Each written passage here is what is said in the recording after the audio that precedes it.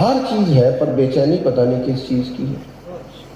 ذہنی انتشار، فکری الجھاؤ، وسوسوں کا غلبہ، قوت فیصلہ سے محرومی، اور فیصلے کرنا تو اکثر غلط کر ڈالنا، یعنی اپنی کہی ہوئی باتیں انہی کو بھول جانا، بھلا میں کل کیا کہہ رہا تھا اور آج میری رائے کیسے بدل گئی، خیال ہی نہیں۔ کب ہوتا ہے؟ جب روح پر، طبیعت پر، دل پر بوجھ ہوتے ہیں، اور یہ بوجھ لگتے ہیں، یہ بوجھ ہوتے ہیں۔ نبی کریم علیہ السلام نے خود فرمایا کہ انسانی وجود میں گوشت کا ایک لوتھڑا ہے، اگر وہ ٹھیک ہو جائے تو سارا دل ٹھیک ہو جائے، اور اگر وہ بگڑ جائے تو سارا دل، سارا جسم بگڑ جائے۔ یا رسول اللہ وہ کیا ہے؟ فرمایا تمہارا دل ہے۔ اگر یہ دل ٹھیک ہو جائے نا، دل، اس کو صفائی نصیب ہو جائے، پاکیزگی نصیب ہو جائے، عداوت سے، حسد سے، بغض سے، تکبر سے۔ ہمارے ہاں حسد کا معنی کیا کرتے ہیں عرف عام میں لوگ؟ ہمارے عرف میں حسد کا معنی لوگ کرتے ہیں جلنا۔ فلانا حسد کرتا ہے مجھ سے۔ آپ کی توجہ ہے میری بات پر؟ جو بندہ جل رہا ہو وہ سکون میں ہو سکتا ہے؟ مانتا ویسے کوئی بھی نہیں کہ میں کسی سے جلتا ہوں، یہ کوئی بندہ بھی ماننے کو تیار ہے۔ آپ بھی نہ مانیے گا، میرا مشورہ ہے، اللہ ماشاءاللہ، کیونکہ مزاج نہیں ہے نا ہمارا۔ یعنی سارے لوگ کہہ رہے ہیں دنیا حسد کر رہی ہے، یہ کوئی مانتا ہے کہ میں کرتا ہوں؟ سارے لوگ کہتے ہیں آج کل دعوت بڑی عام ہے دلوں میں، کبھی آپ نے کوئی بندہ مانتے ہوئے دیکھا ہے جو کہے میرے دل میں ہے؟ بہت سارے لوگ کہتے ہیں دنیا میں تکبر عام ہو گیا، لیکن آپ کو متکبر ملا کبھی کوئی جو کہتا ہوں میں ہوں؟ مزاج نہیں، بیماری کو بیماری ماننے کو تیار ہے۔ تو جو بندہ بیماری کو بیماری نہیں مانتا وہ ڈاکٹر کے پاس کیا لینے جائے گا؟ وہ جاتا ہی نہیں۔ جب تک وہ مانتا نہیں میں بیمار ہوں، وہ ڈاکٹر کے پاس آپ زور لگاتے رہے بھائی چلو، وہ کہتا ہے میں ٹھیک ہوں، میں نہیں جاتا۔ لیکن جب وہ خود مان جاتا ہے نا میں بیمار ہوں، پھر سارے کام چھوڑ کے پہلے ڈاکٹر کے پاس جاتا ہے۔ ہمارے دلوں میں، مزاجوں میں یہ جو گھٹن آ گئی ہے، یہ جو ہم، یعنی کچھ بھی نہیں کسی نے کہا، اس نے کوئی گالی نہیں دی، کوئی برا نہیں کہا، صرف جو میری مرضی تھی میری مرضی کے خلاف کر دیا، بجھ جاتے ہیں ہم کچھ سمجھ بیٹھے ہیں اپنے آپ کو، طبیعتوں میں گھٹن ہے۔ اللہ کا قرآن کہتا ہے اگر تو اپنے آپ کو پاک کرنے میں کامیاب ہو گیا، اگر تو اپنے آپ کو پاک کرنے میں، تو پھر تو کامیاب ہے۔ اصل کامیابی یہ ہے کہ تو اپنے آپ پر توجہ دے، اپنے پاک ہوئے تے پاک ہی ملدا ہی تے بنا پاکوں پاک نہیں ملدا۔ یہ سارے جسم دے دھون دے نالوں ایک کو ٹکڑا دھولا دل دا۔ دل پر توجہ، دل پر۔ اقبال کہنے لگے کہ دل بیدار پیدا کر کہ دل خوابیدہ ہے جب تک، نہ تیری ضرب ہے کاری نہ میری ضرب ہے کاری۔ اور ایک دن اقبال نے ایک بندے کو مشورہ دیا تھا، انہوں نے کہا تھا کہ یہ دل بینا بھی کر خدا سے طلب، دعا مانگ اللہ تجھے دیکھنے والا دل عطا کرے۔ تو ظاہر ہے وہ بندہ کہہ سکتا تھا کہ میری بیٹا میری طرف دیکھو، میری بات سنیں آپ، چھوڑ دیں اسے۔ بندہ کہہ سکتا میں تو دیکھ رہا ہوں۔ کہا دل بینا بھی کر خدا سے طلب، دل بینا بھی کر خدا سے طلب، آنکھ کا نور دل کا نور نہیں، تیری آنکھ کے نور سے دل کا نور ممکن نہیں ہو سکتا۔ دل نور والا بنا، دل، اپنے دل پر تھوڑی توجہ کی جائے اور اس کو تھوڑا سا پاک کیا جائے۔ میں آپ سے عرض کروں، اسی آیت کے تحت ہمارے صوفیہ فرماتے ہیں کہ پاکی کیا کرنی ہے؟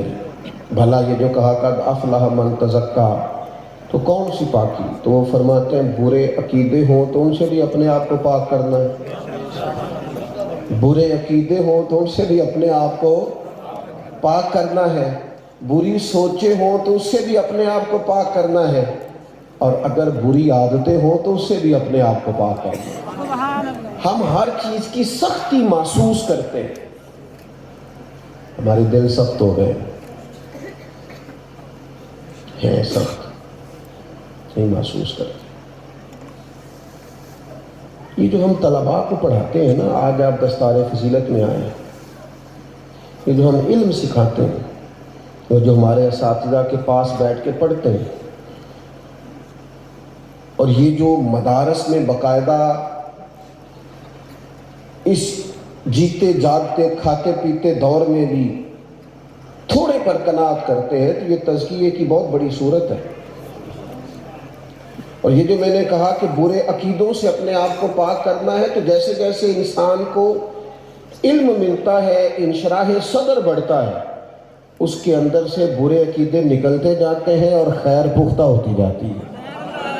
بغیر علم کے عقیدے کا ٹھہراؤ آتا کہ جب بندہ اس کے دلائل پر واقف ہوتا ہے، پھر اسے انشراح صدر نصیب ہوتی ہے، پھر اسے باطن کی آنکھیں ملتی. میرے عزیز، سختی آ گئی ہے دلوں میں. آپ یقین کریں، ہو گئی تھی غلطی یار کسی بندے سے، پر معافی مانگ گیا. ہم نے بھی کسی کے کہنے پہ صلح کر لی ہے، پر ہم نے معاف نہیں کی.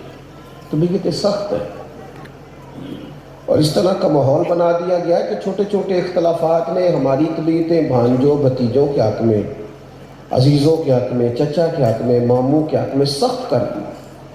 پوچھ لے کسی پڑوسی سے کہ اس کا اپنے پڑوسی کے بارے میں خیال کیا ہے، پوچھ لیں.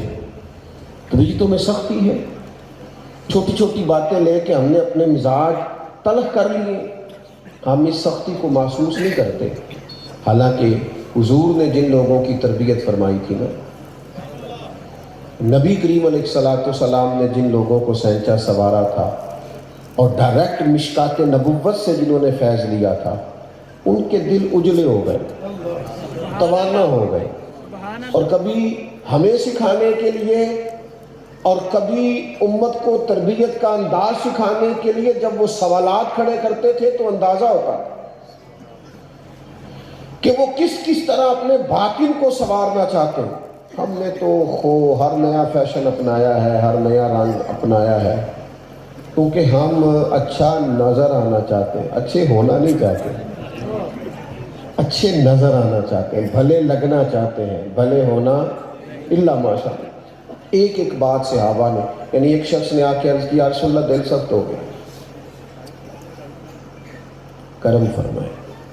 تو کریم نے اس شخص سے فرمایا موت کو یاد کیا.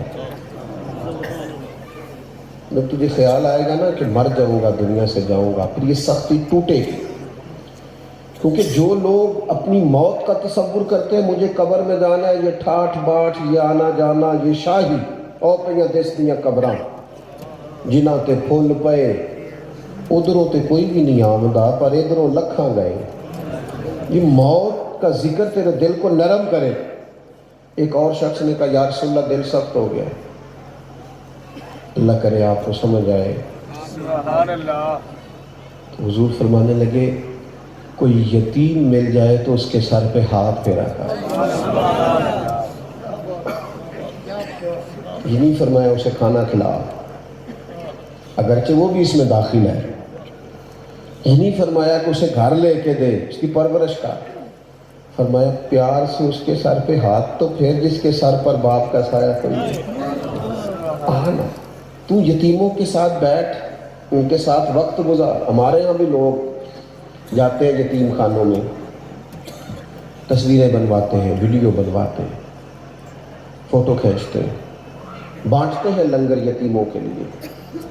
کہتے ہیں لائن بنا لو، اور تھوڑی دیر کے بعد حاجی صاحب ناراض ہو کے اندر چلے جاتے ہیں، کہتے ہیں تمہاری لائن ٹھیک نہیں، میں نہیں بانٹتا. حاجی صاحب بتانا جب رب نے آپ کو دیا تھا تو اسی طرح ہی دیا تھا، یہی رنگ تھا آپ کا لینے کا. اور آج آپ کہتے ہیں یتیموں کی، بیواؤں کی، مجبوروں کی، میں لائن سیدھی نہیں، میں نہیں بانٹتا، چلے جاؤ پھر کبھی آنا. وارث شاہ مان کری نہ وارثانا. طبیعت سخت ہو گئی. کریم فرمانے لگے یتیم کے ساتھ کے ہاتھ پھیر تاکہ تیرے دل کا کفر ٹوٹے.